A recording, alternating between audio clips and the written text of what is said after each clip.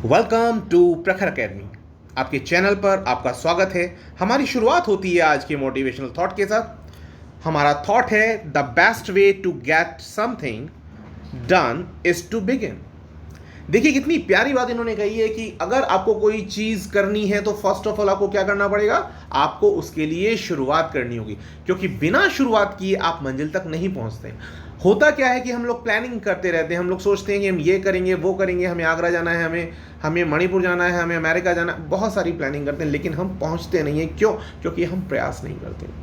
क्योंकि हर प्रोसेस के लिए आपको क्या करना पड़ता है, इनिशिएटिव लेना होता है। तो बेस्ट वे क्या है कि आप शुरुआत करें, और शुरुआत करने के बाद आप देखेंगे मंजिल बहुत करीब होती है। चलिए इसी थॉट के साथ हम आगे बढ़ते हैं।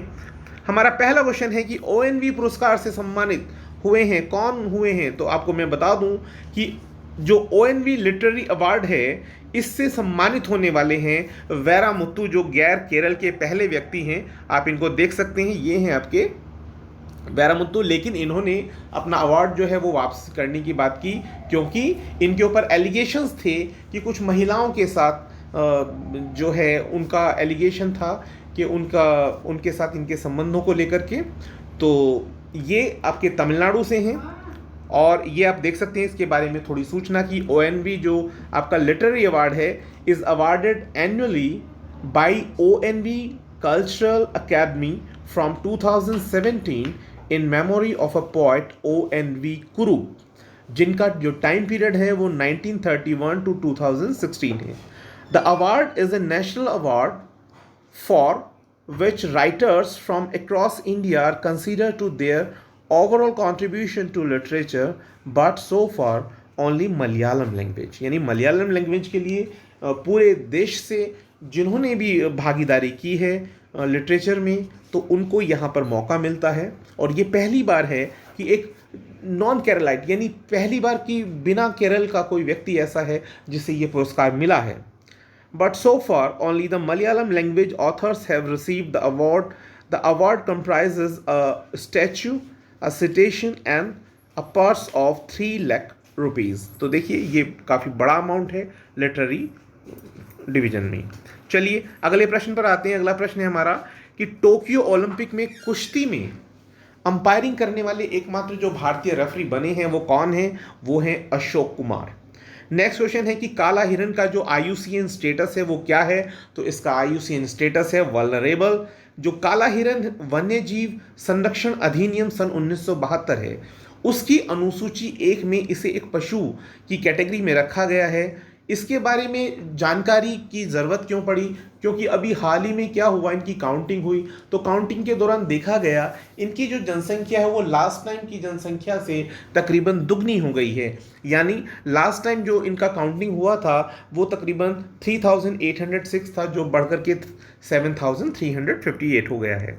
अगला प्रश्न आता है कि गोवा स्थापना दिवस कब मनाया जाता है? तो ये मनाया जाता है 30 मई को। और नेक्स्ट क्वेश्चन है आपका इंडियन ब्रॉडकास्टिंग फेडरेशन का नाम बदल करके क्या हुआ है? तो देखिए पहले आईबीएफ था, अब वो चेंज होकर के आईबीडीएफ हो गया है। नेक्स्ट है आपका एनआरआई कस्टमर्स के लिए ऑनलाइन खाता खोलने की सुविधा प्रदान करने वाला पहला लघु वित्त बैंक कौन सा है? तो ये है इक्विटास लघु वित्त बैंक है। नेक्स्ट क्वेश्चन 228 साल के इतिहास में ये थोड़ा सा यहाँ पर करेक्शन का रिक्वायरमेंट है। ये सबसे बड़ा संग्रहालय है जिसकी पहली महिला अध्यक्ष चुनी गई हैं। तो ये जो पहली महिला अध्यक्ष चुनी गई हैं, लॉवर नाम से ये आपका क्या है, एक संग्रहालय है। तो इसमें जो अध्यक्ष चुनी गई हैं वो कौन चुनी गई हैं? वो लॉरस डेस्कॉर्स चुनी गई हैं। ठीक है, ये एक इम्पॉर्टेंट क्वेश्चन है, लेकिन गलती के लिए माफ़ी चाहता हूँ। नेक्स्ट क्वेश्चन आता है इसके बाद, वर्ल्ड नो टोबैको डे कब मनाया जाता है? ये तो मनाया जाता है 31 मई के दिन।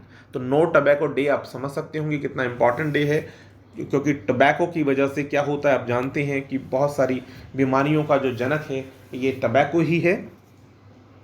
तो इसको, जिससे कि इसके बारे में अवेयरनेस हो और लोग इसका कम से कम कंजम्पशन करें, जिससे कि लोगों की हेल्थ इश्यूज़ और उससे होने वाली जो डेथ्स हैं उसमें कमी आए। अब अगला प्रश्न आता है जो उज्जैनी बांध है वो किस राज्य से संबंधित है? तो ये आपका महाराष्ट्र में है। यह महाराष्ट्र में स्थित एक बांध है और ये जो बांध है ये कृष्णा नदी की सहायक नदी भीमा के ऊपर बंधा हुआ है। अगला प्रश्न आता है एरिक कार्ले, जिनका हाल ही में निधन हुआ है, वो कौन थे? तो वो एक राइटर हैं। नेक्स्ट है चर्चा में रहने वाला हॉपकॉम्स जो है वो किस राज्य से संबंधित है? तो ये कर्नाटका से रिलेटेड है। Bengaluru state on Hopcoms startup online delivery of fruits and veggies on the pilot basis शुरू किया गया है। आप समझ सकते हैं, एक जैसे आपका डिलीवरी के लिए एक पोर्टल बना हुआ है और उस पोर्टल में आपको दोनों जो सुविधाएं हैं जैसे वेजीज एंड ये आपका फ्रूट्स के लिए जो सेवा है हॉपकॉम्स के नाम से एक सेवा है जो बेंगलुरु बेस्ड है। ठीक है, नेक्स्ट है आपके बाद किस देश की महिला ने सबसे तेजी से एवरेस्ट की चढ़ाई की? तो ये है आपकी हांगकांग से हैं। नेक्स्ट क्वेश्चन है किस बैंक ने यूपीआई आईडी को अपने डिजिटल वॉलेट पॉकेट से जोड़ने की घोषणा की? तो ऐसा करने वाला जो बैंक है वो है आईसीआईसीआई। आपको पता ही होगा कि 1994 में ये आपका क्या हुआ था, ये एस्टेब्लिश किया था। और इसके बाद नेक्स्ट आता है कि जो टाटा डिजिटल कंपनी है उसने अभी बिग बास्केट में कितना प्रतिशत की हिस्सेदारी खरीद ली है? तो ये खरीद ली है 64%। ठीक है, नेक्स्ट क्वेश्चन है इसके बाद जो माउंट नीरागोंग ज्वालामुखी है उसमें हाल ही में विस्फोट हुआ है, वो किस देश में है? तो ये आपका कॉन्गो में है जिसकी राजधानी किन्हासा है और करेंसी आपकी कॉन्गोलीज फ्रैंक है। प्रेसिडेंट फेलिक्स शीसेकेडी हैं। और इसके बाद नेक्स्ट क्वेश्चन है 3 चाइल्ड पॉलिसी अभी किस देश ने लॉन्च की है, किस देश ने शुरू की है या मान्यता दी है उसको?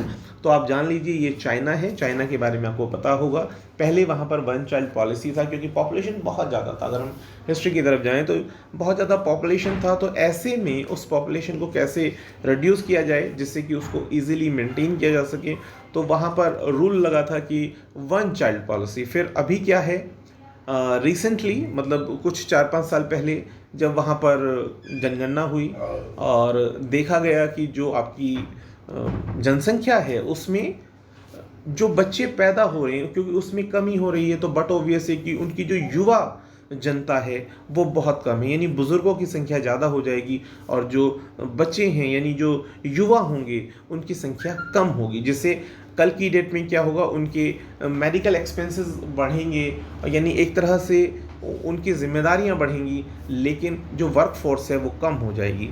तो इसको देखते हुए बदलाव किए गए। 2016 में वो 2 चाइल्ड पॉलिसी की बात की गई और अब जाकर के वो 3 चाइल्ड पॉलिसी की बात है, यानी जो आपका युगल है वो चाहे तो 3 बच्चों तक को जन्म दे सकता है।